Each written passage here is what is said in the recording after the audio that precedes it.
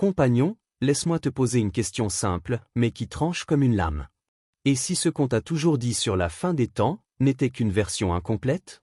Une version édulcorée, polie, filtrée par les institutions, les traditions, les peurs et parfois, par les ambitions humaines. On croit savoir. On croit comprendre. On pense que tout est écrit et que le reste n'est qu'affaire de foi.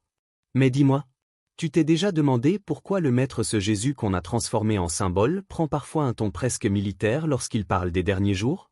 Pourquoi tant de consignes concrètes? Pourquoi tant de détails logistiques? Et surtout, pourquoi 3 avertissements très précis concernant les endroits où il ne faudra surtout pas être quand tout commencera? 3 lieux, 3 pièges, 3 erreurs humaines, que la plupart commettront sans même s'en rendre compte. Compagnon, je vais te dire quelque chose, le patron ne joue pas au dé. Alors si ces avertissements existent, ce n'est pas pour faire peur. Non. C'est pour te garder en vie extérieurement, mais surtout intérieurement. Reste avec moi. On va enquêter ensemble. Compagnon, je veux qu'on avance ici comme 2 enquêteurs penchés sur un vieux dossier dont les pages sentent la poussière et le mystère. Oublie les sermons, oublie les dogmes. On va lire les Écritures comme on lirait un rapport de terrain. Avec une lampe torche dans une main et un doute dans l'autre. Tu sais, depuis toujours, quelque chose m'a étonné dans les textes évangéliques, cette capacité du Maître à glisser des informations capitales au milieu d'histoires que tout le monde croit connaître. Il parle des champs, des semences, des maisons, des orages, et au milieu de tout ça, il laisse tomber un indice comme on laisse tomber une pièce d'or dans la poussière. Ceux qui n'ont pas l'œil passent à côté.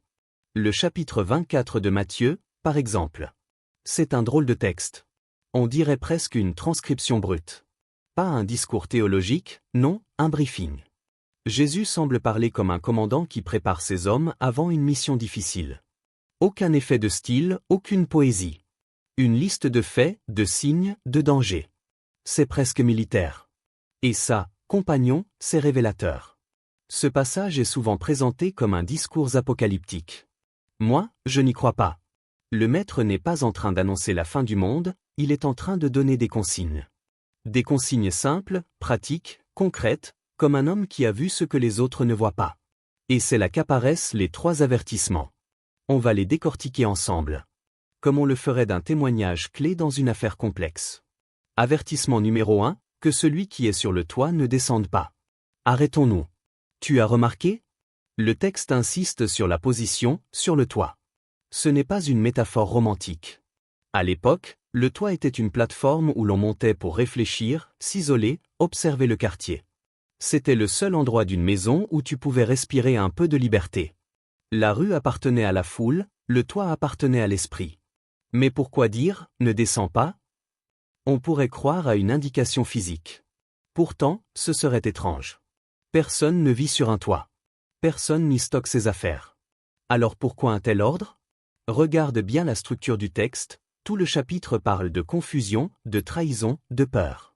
Le Maître sait que dans la panique, l'homme retourne au sol. Littéralement et figurativement. Il quitte la hauteur, il renonce à la lucidité, il descend là où tout se mélange, là où tout se contamine. Le fait est simple, le toit est le dernier refuge de la clarté. Le sol, lui, est le territoire du chaos. Ce n'est pas de la poésie. C'est une observation de terrain. Le Maître est en train de dire, quand la confusion commencera, garde ta hauteur intérieure. Ne te précipite pas dans la mêlée. Tu vois, compagnon, ce n'est pas une vision religieuse. C'est un réflexe de survie. Avertissement numéro 2, ne retourne pas chercher ce que tu as laissé. Celui-là, on le lit trop vite. Et pourtant, c'est probablement l'un des avertissements les plus tranchants de tout l'Évangile. L'homme du 1er siècle comprend immédiatement, retourner à l'intérieur d'une maison en plein danger, c'est perdre des secondes précieuses. C'est risquer l'effondrement. C'est mourir coincé. Mais le Maître?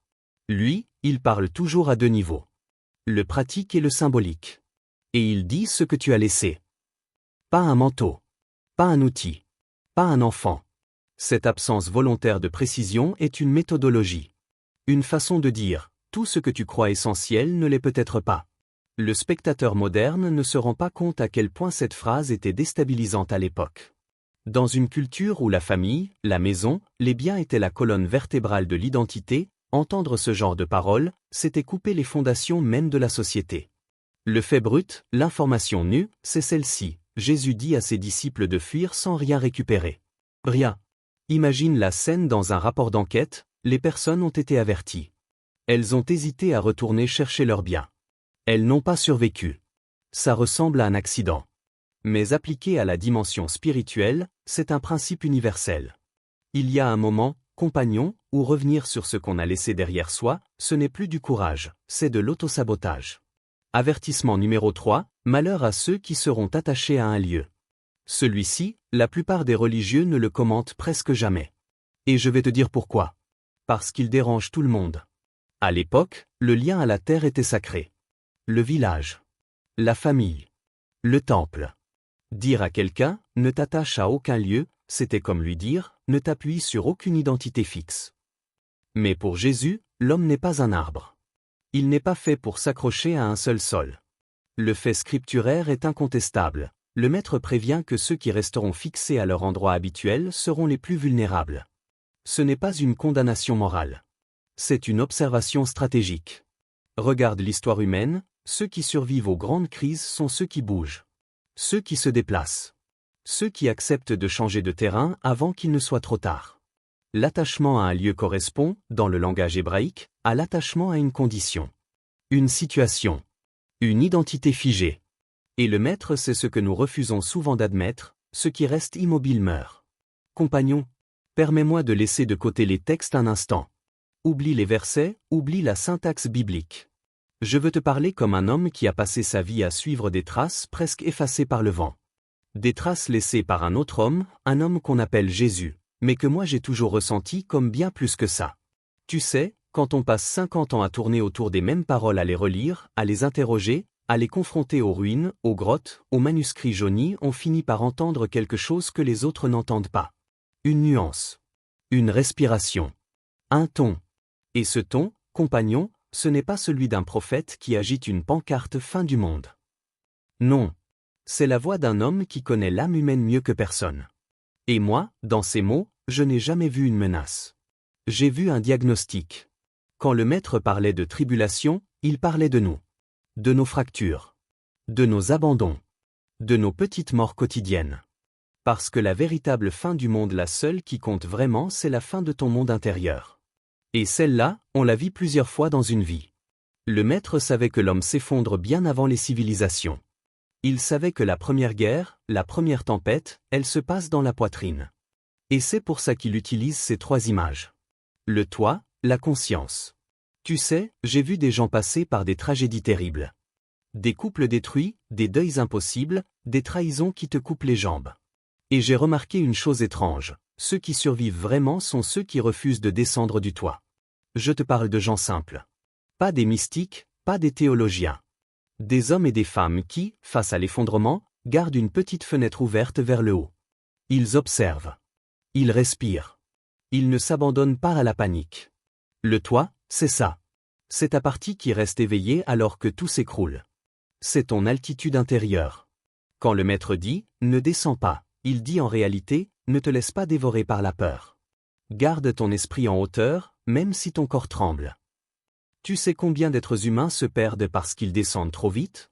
Parce qu'ils s'accrochent à la première solution, à la première vengeance, à la première distraction? Parce qu'ils quittent la lucidité pour courir comme des fous dans la rue de leur propre désespoir? Le toi, compagnon, c'est là que se joue ton salut. Ce que tu as laissé, les attachements. Je vais te dire quelque chose que peu de gens aiment entendre. Les attachements nous tuent plus sûrement que n'importe quelle catastrophe extérieure. On croit posséder. On croit tenir. On croit garder. Mais ce sont souvent nos propres mains qui finissent attachées. Et moi, en lisant les mots du Maître, j'ai toujours senti cette ironie douce. Dès que tu crois que quelque chose est à toi, tu es déjà esclave. Combien d'hommes se sont perdus pour sauver leur réputation, leur confort, leur colère, leur passé? Combien ont refusé de quitter un bateau qui coulait juste parce qu'il portait leur nom? Ce que tu as laissé derrière toi, compagnon, ce n'est pas ce que tu as abandonné. C'est ce qui devait mourir pour que tu continues à vivre. Le Maître l'a compris depuis toujours. Il sait que le véritable drame humain, ce n'est pas la perte. C'est l'impossibilité de lâcher. Et il nous dit, n'y retourne pas. Non pas parce que ce que tu laisses est mauvais, mais parce que c'est déjà mort. Ton lieu, ta prison. Celui-là, je te l'avoue, c'est celui qui m'a le plus bouleversé dans ma vie d'enquêteur. Parce qu'il ne parle pas seulement d'un endroit. Il parle d'un état. Tu sais, on ne reste pas dans une ville seulement parce qu'on s'y sent bien. On y reste parce qu'on s'est convaincu qu'on n'a pas le droit d'être ailleurs. Parce qu'on a peur d'être un inconnu. Parce qu'on se raconte que partir, ce serait trahir. Mais souvent, compagnon, c'est rester qui nous trahit. Ton lieu, c'est ce travail qui t'épuise. C'est ce couple qui n'existe plus. C'est ce rôle que tu continues à jouer parce que tu as trop investi dedans. C'est cette version de toi-même que tu maintiens artificiellement en vie. Le maître dit, « Malheur à ceux qui seront attachés à un lieu. » Et moi, je l'entends murmurer, « Malheur à ceux qui ne changent pas quand leur âme réclame le changement. » Parce que le lieu n'est pas un espace. C'est une identité figée. Et rien n'est plus dangereux qu'une âme qui s'accroche à ce qui la détruit. La résonance, le symbole secret. Laisse-moi te montrer ce qui se cache derrière ces mots. Ne descends pas du toit, ne descends pas dans la panique. Tu sais ce que fait l'être humain quand tout s'effondre? Il court. Il crie. Il réagit comme une bête blessée. Mais si tu restes sur le toit dans l'observation, dans la respiration, dans la hauteur intérieure, tu restes libre. C'est ton esprit qui te sauve. Pas tes muscles. Ne retourne pas chercher ce que tu as laissé, tu n'es pas ce que tu possèdes. Regarde autour de toi. Tout ce que tu penses à toi ne t'appartient pas vraiment. Pas ton argent. Pas ta réputation. Pas ton passé. Le maître te dit, n'essaie pas de sauver ce qui est déjà mort. Ce que tu dois sauver, c'est toi.